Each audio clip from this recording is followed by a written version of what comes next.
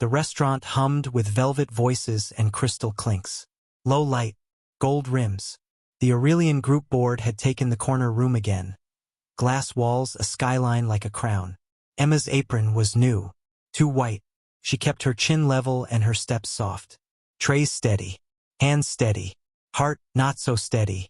Robert Latham, the CEO with a smile like a blade, rolled a cufflink between two fingers.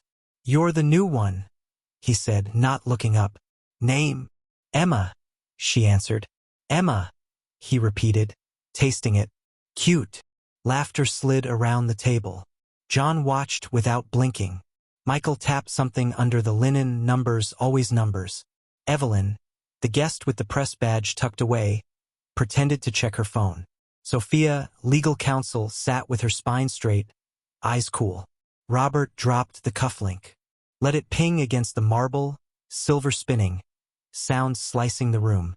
It stopped by Emma's shoe. "Pick it up," he said. She reached down. He stepped on it, heel pinning metal to stone. "No, no, not like that." His voice dropped. "Crawl. Dogs crawl." Silence. The city buzz vanished. The AC whisper grew loud. A fork paused midair. John's throat clicked. Michael chuckled. It was small, ugly. Emma's hands shook. Not from fear. Not exactly. The tray felt heavier in her grip. She glanced at Sophia. One heartbeat. Two. Sophia didn't look away. Her eyes said, "I see you." Robert's voice hardened. "On your knees. Show me you know your place." Another silence. Longer. Crueler. Emma lowered herself. Every knee click against the marble was a gunshot in her head. She didn't break eye contact with Robert. She slid forward, picked up the cufflink, placed it on his palm. Her jaw locked so tight it squeaked. "Good dog," he whispered. Something inside the room died, and everyone smelled it. The air soured. The chandeliers didn't seem as bright. Emma stood with the smallest of tremors and said, "Anything else I can get you, sir?" Another chuckle from Michael. John's napkin tore. Sophia's hands were still. Evelyn's phone camera stayed dark. For now. Emma turned. Step by step. Calm breaths. The door closed softly behind her. In the service corridor, she put the tray down. She pressed her palm against a concrete wall to ground herself. The wall was cold, gritty. The hum of the walk-in cooler bled through. She opened her apron pocket. The recorder's red dot pulsed. It had caught every word, every laugh, every silence. She exhaled, steadying the tremor in her fingers. "Tomorrow," she whispered, "tomorrow you crawl. Have you ever seen a room go quiet so fast it hurts?" Silence. Emma wipes a single shine of salt from her cheek and taps send. Files flying into the night, straight toward a place Robert never thought would look back. Night laid out the city like a circuit board. Emma walked fast. The wind lifted the apron ties and tried to steal them. She let it. She had decided a long time ago that some things were worth losing. Her apartment was bare.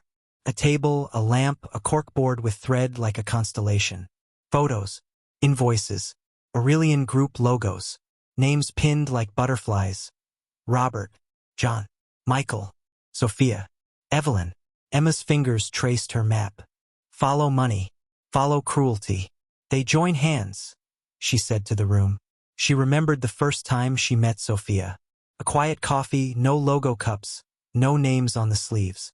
"You don't know me," Sophia had said, voice steady, eyes tired. "But I've watched what he does. He thinks the law is a trick. He thinks decency is theater. He thinks people like Emma are props." "Your counsel," Emma had replied. "Why trust me?" "Because I've tried doing it from the inside." Sophia took a long breath. "Now we do it from the light." Then Michael, brilliant, smirking. He'd left a backdoor in their vendor portal for emergencies. Then used it. He siphoned microfees nobody tracked. Then bullied juniors who noticed. Emma had recorded the confession months ago, in a bar with sticky floors and neon lies. He'd bragged into his glass. "They won't catch it," he'd said, "because we write the rules." John kept the machine fed. He wasn't cruel. He was quiet. Too quiet. He pushed memos through like a ghost, nudging doors open. He signed where he was told. He told himself he didn't see. Emma had his late-night emails anyway. The ones where he did. Evelyn? Not one of them. A journalist with eyes like a lens. She said little. She collected moments like shells. If you get me truth, she had told Emma, I will get it to the world. But understand me. The truth bites back. And Robert, the crown, the cufflink man, the one who laughed last and loudest. He liked the sound of people obeying. He liked the cost of fear. He was one bad day away from being a headline, and he didn't know it yet. Emma pinned tonight's printout. Aurelian's valuation. $2.04 billion as of Friday's close. She circled it. A number is just a story people agree to believe, she murmured. Change the story. Her phone buzzed. A message from Sophia. Board meeting at 10 a.m. tomorrow. All hands. He wants to show strength after that antitrust leak. The text read. He'll preen. He'll lie. He always does. Emma typed. I have what we need. Sophia. You're sure? Emma stared at the red dot of the recorder. She felt again the cold floor, the weight of humiliation, the slice of laughter. I'm sure. She opened a folder on her laptop. Aurelian, unsealed. Inside, a web of contracts with mismatched dates. Vendor shells with the same address. A memo from John flagged, urgent. Do not forward. A bank statement Michael thought was invisible. And a video. Tonight's cruelty, crisp and undeniable. Have you ever noticed how quiet a city feels the night before a storm? Silence. Emma drafts a single email with 4 recipients. Sophia, Evelyn, the Financial Crimes Unit, and John, and hovers over send, knowing one of them will betray her by morning. Glass doors. Security badges. The morning smelled like polished stone and expensive fear. The boardroom was colder than last night's restaurant. The air tasted like mint and money. Robert stood at the head like he owned the skyline. He did. Until now. Investors are jittery, he announced. Smile tight. So today, we show them we are unshakable. Emma rolled the coffee cart in. Same apron. Different eyes. She placed cups. Sugar. Stir sticks that clicked like tiny metronomes. John avoided her gaze. His suit was perfect. His hands were not. They trembled. Michael grinned at the screensaver, Aurelian's logo spinning slow. Let's give them a show, boss, he said. Sophia was stone with a pulse. Evelyn took a chair in the back, a guest of corporate communications. Her pen didn't move. Her camera didn't show. Yet, Robert tapped the table. We'll start with a statement. Then we take questions. No surprises. Emma placed a cup near his hand. Careful, she said. Calm. It's hot. Robert smirked. Don't worry about me. I'm not, she replied. He raised an eyebrow, searching her face for the thing he'd missed. The cufflink glinted at his wrist like a small moon. He adjusted it. He liked the ritual of power. The double doors opened. 2 men and a woman walked in with badges that didn't belong to Aurelian. Financial Crimes Unit. Their shoes made a dark sound, soft, final. Robert's jaw twitched. This is a private. It's not, Sophia said, voice clean. Not anymore. Evelyn stood. The room felt smaller. We have a few questions for the record, she said. If you care about records. Robert laughed once. Sharp. Is this theater? I adore theater. Emma slid the remote across the table toward Sophia. Start with Exhibit A, she said. Sophia pressed play. The big screen bloomed with last night's room. The glass walls. The skyline crown. Emma kneeling. Robert's shoe on the cufflink. His voice. Clear. Dogs crawl. No one breathed. The sound of the AC became a storm. The video captured the laughter. Michael's chuckle like a match struck in a church. John's breaking napkin. Robert's face didn't move. His eyes did. They flicked, calculating. His smile stretched thin. I was joking, he said. Team building. Exhibit B. The invoices. Vendor shells. 1 address. 1 beneficiary. The amounts were small, then not. The pattern was a drumbeat. Sophia narrated. Calm. Precise. Exhibit C, Michael's bar brag. His voice slurred. The words perfect. They won't catch it. We write the rules. Michael's chair screeched. That's edited. It isn't, Emma said.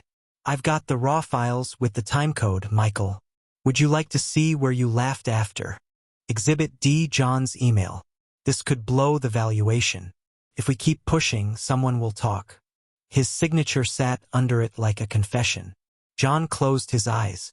I wanted to stop it, he whispered. I did. Then start now, Emma said. Speak. Do you know the split second when the story changes hands? When power realizes it's allergic to light. Silence. Robert leans back, unblinking, and smiles a new smile. Cold, patient.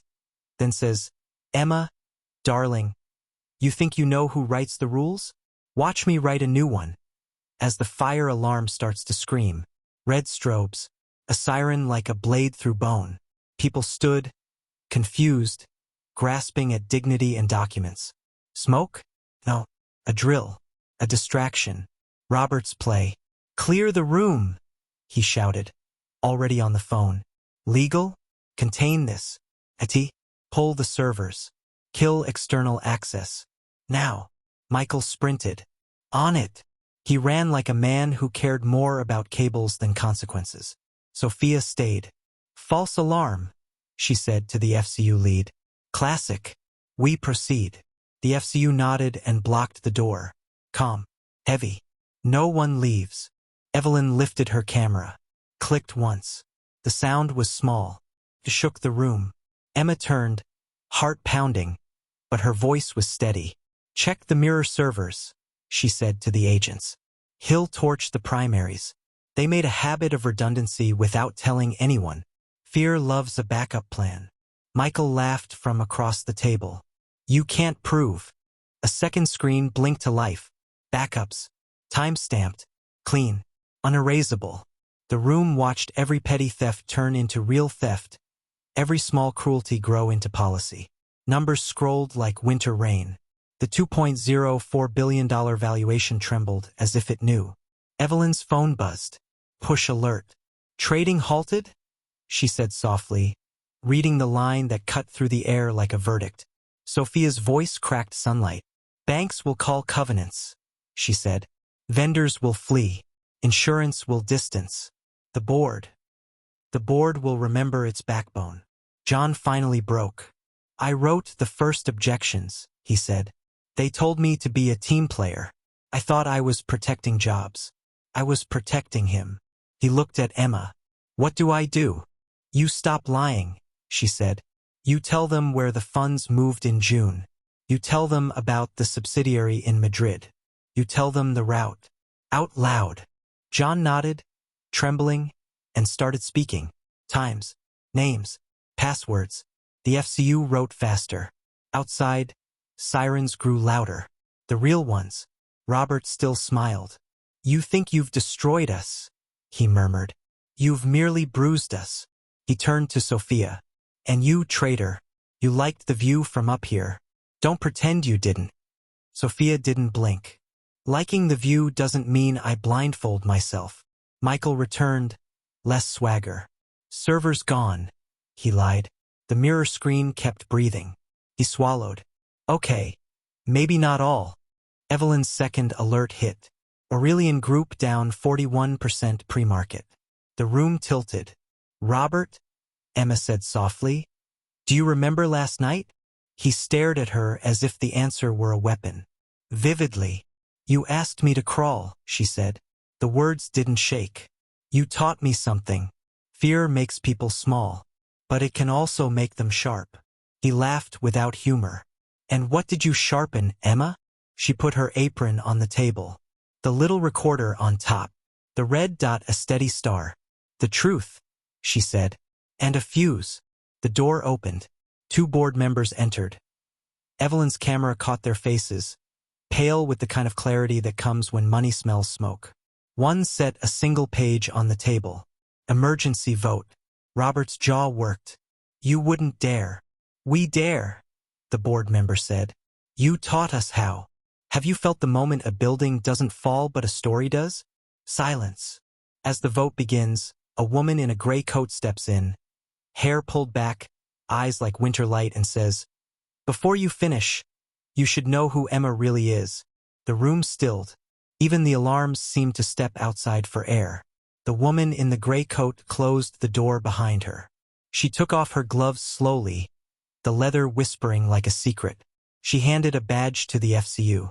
Cleared. She nodded to Sophia. "You called me years ago. You were right." Sophia exhaled a breath she'd been holding for months.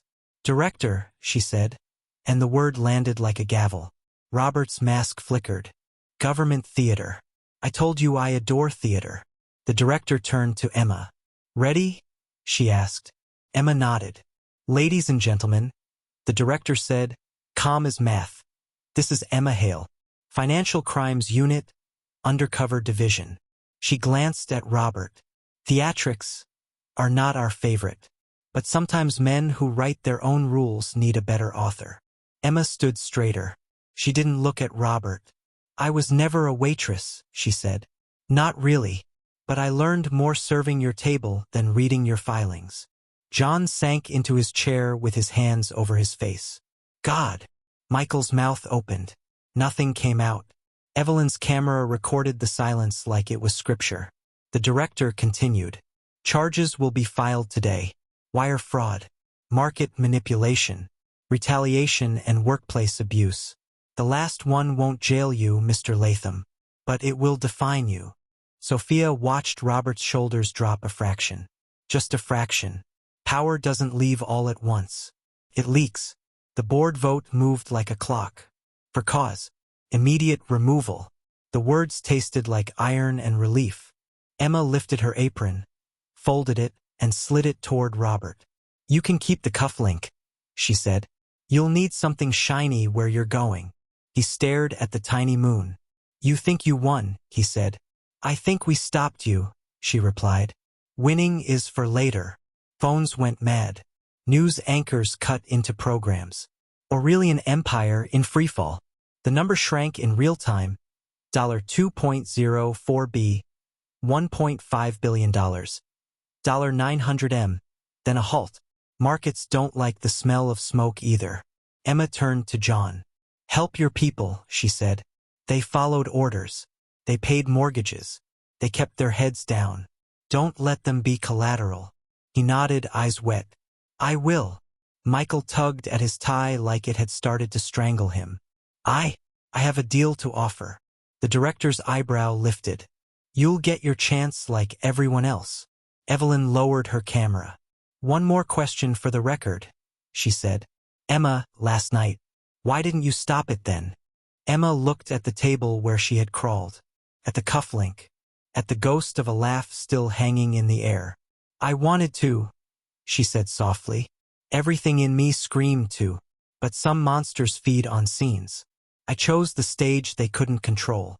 She turned to the glass wall. The city looked different in the morning light. Realer. Less gold. More concrete. Good. Things that last are not always pretty. Sophia stepped closer. "You did it," she said, and for once her voice carried warmth without armor. "Not alone," Emma replied. "We did it because someone recorded. Someone whispered. Someone pushed the door open. We did it because silence can be heavy. Until it isn't." Robert stood, the weight of becoming small at last pressing him down. Security flanked him. He took one last look at the room. "You'll miss me," he said. No one answered. That was the loudest thing said all day. Have you ever noticed that empires don't explode? They unwind, thread by thread, lie by lie, until a single truth pulls free and the whole garment falls.